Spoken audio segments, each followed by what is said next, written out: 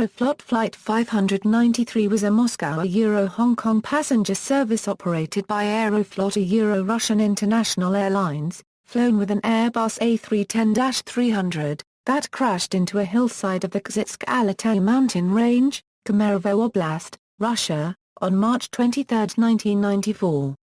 All 63 passengers and 12 crew perished in the accident. No evidence of technical malfunction was found. Cockpit voice and flight data recorders revealed the presence of the pilot's 12-year-old daughter and 16-year-old son on the flight deck.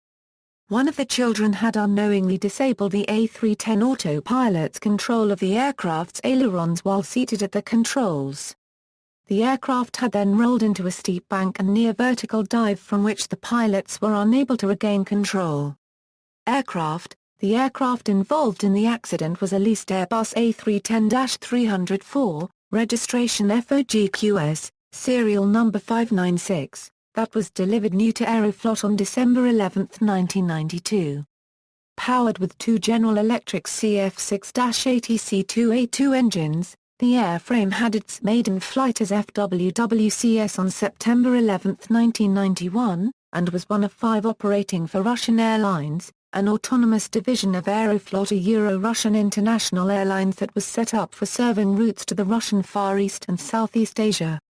On average, the crew of 3 operating the aircraft had logged 900 hours on the type. Description of the accident: the jet was en route from Sheremetyevo International Airport to Hong Kong Kai-Tak International Airport with 75 occupants aboard, of whom 63 were passengers. Most of the passengers were businessmen from Hong Kong and Taiwan who were looking for economic opportunities in Russia. The relief pilot, Yaroslav Kuznetsk, was taking his 2 children on their first international flight, and they were brought to the cockpit while he was on duty. Aeroflot allowed families of pilots to travel at a discounted rate once a year. 5 people were in the cockpit: Kuznetsk, co-pilot Igor Piskarayov, Kuznetsk's son Eldar, his daughter Yana, and another pilot, V. Makarov, who was flying as a passenger. With the autopilot active, Kuznetsk, against regulations, let the children sit at the controls. First his daughter Yana took the pilot's left front seat. Kuznetsk adjusted the autopilot's heading to give her the impression that she was turning the plane, though she actually had no control of the aircraft. Shortly thereafter Eldar occupied the pilot's seat. Unlike his sister, Eldar applied enough force to the control column to contradict the autopilot for 30 seconds. This caused the flight computer to switch the plane's ailerons to manual control while maintaining control over the other flight systems. A silent indicator light came on to alert the pilots to this partial disengagement. The pilots, who had previously flown Russian-designed planes which had audible warning signals, apparently failed to notice it. The first to notice a problem was Eldar, who observed that the plane was banking right. Shortly after, the flight path indicator changed to show the new flight path of the aircraft as it turned. Since the turn was continuous, the resulting predicted flight path drawn on screen was a 180-degree turn. This indication is similar to the indications shown when in a holding pattern, where a 180-degree turn is intentional to remain in one place. This confused the pilots for 9 seconds. During this confusion, the plane banked past a 45-degree angle to almost 90 degrees. The A310 cannot turn this steeply while maintaining height, and the plane started to lose altitude quickly. The increased G-forces on the pilots and crew made it extremely difficult for them to regain control. The autopilot used its other controls in a bid to compensate, pitching the nose up and increasing thrust. The plane began to stall.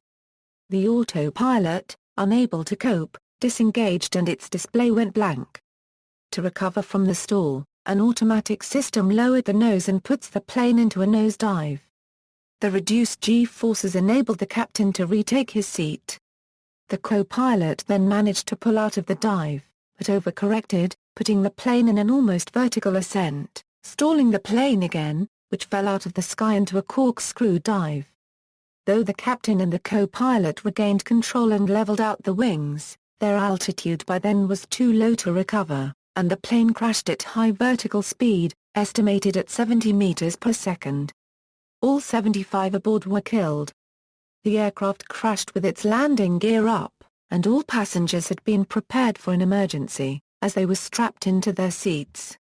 No distress calls were made prior to the crash. Despite the struggles of both pilots to save the aircraft, it was later concluded that if they had just let go of the control column, the autopilot would have automatically taken action to prevent stalling, thus avoiding the accident. The wreckage was located on a remote hillside approximately 20 kilometers east of Kuznetsk, Kemerovo Oblast, Russia. The flight data recorders were found on the second day of searching. Families of Western victims placed flowers on the crash site, while families of Chinese victims scattered pieces of paper with messages written on them around the crash site. The airline originally denied that children were in the cockpit. The Moscow-based magazine Airbus published the transcript on the week of Wednesday 28 September 1994. The Associated Press said that, according to the transcript, the Russian crew almost succeeded in saving the plane. The New York Times said that a transcript of a tape printed in the magazine Airbus shows that the Russian crew nearly managed to save the Airbus plane and the 75 people on board, but that it was hampered by the presence of children and its unfamiliarity with a foreign-made plane. The New York Times said that an analysis by an aviation expert published in Rossiyskaya Vesti supported that analysis. Full transcript, NB. All timestamps refer to the flight data recorder time, not GMT or local time. 22:58 LDAR, why is it turning? 22:59 Kuznetsk, it's turning by itself? 22:60 LDAR, yes. 22:61 Kuznetsk, I don't know why it's turning. 22:66 LDAR, is it going off course? 22:67 Piskarev, we're entering a holding pattern. 22:68 Kuznetsk, really? 22:69 Piskarev, of course. 22:70 Makarov, guys. The plane exceeds a 45-degree bank angle. The G-forces increase, making it difficult for Kuznetsk to return to his seat. 22:72 Kuznetsk, hold it, hold the stick, hold it. 22:75 Makarov, the speed. 22:76 Piskarev, the other way. 22:77 Kuznetsk, the other way, turn it left. 22:81 Piskarev, left. 22:81 Kuznetsk, left. The other way. 22:82 Piskarev, left. 22:84 LDAR, I am turning it left. 22:84 Piskarev, to the right. 22:85 Kuznetsk, to the right. 22:88 Piskarev, can't you see, or what? Altitude warning and autopilot disengage warnings sound in quick succession. The plane begins to descend at speeds of up to 1,000 feet per second. 22:91 Piskarev, turn right. Turn right. Turn right. 22:97 Kuznetsk, right. 22:98 Piskarev, left. There's the ground. 23:03 Kuznetsk, LDAR, get out. Climb back out. Climb back out, LDAR. You see the danger, no? 23:14 Piskarev, throttles to idle. The first officer pulls out of the dive, but overcorrects. The aircraft now starts climbing almost vertically. 23:19 Kuznetsk, LDAR, get out. Get out, LDAR, get out. Get out, LDAR, get out, get out. Get out. Gasping get out. Get out, I say. 23:34 Piskarev, full power. Full power. Full power. 23:36 Kuznetsk, got full power, got it. 23:37 Piskarev, full power. 23:38 Kuznetsk, got it. 23:40 Piskarev, full power. 23:46 Kuznetsk, I gave it full power, I gave it. 23:48 Piskarev, what's the speed? 23:50 Makarov, look on the left, it's 3:40. 23:54 Kuznetsk. Okay. Sobbing full power.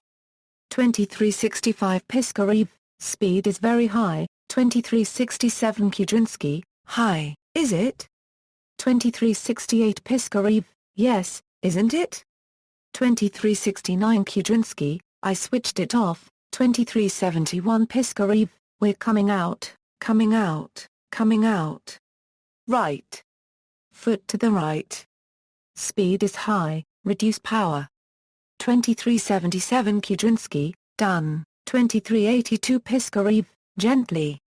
Shit, not again. 2388 Kuznetsk, don't turn it right.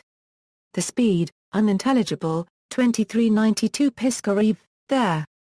2393 Kuznetsk, we'll come out in a second. Everything's all right.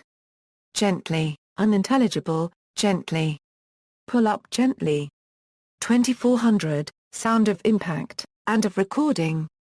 Dramatization, an episode of the Canadian-produced TV series Mayday entitled Kid in the Cockpit, featured this crash. Flight number, the airline has modified its schedules and reassigned flight numbers. As of December 2014, the only flight servicing Hong Kong is numbered SU-212, and is operated on a daily basis using Airbus A310-300 equipment. See also: Aeroflot accidents and incidents, Aeroflot accidents and incidents in the 1990s. References. External links: Russian, official accident report, airdisaster.com account of the crash, with wreckage photo. Aeroflot Flight 593 cockpit voice recording on YouTube.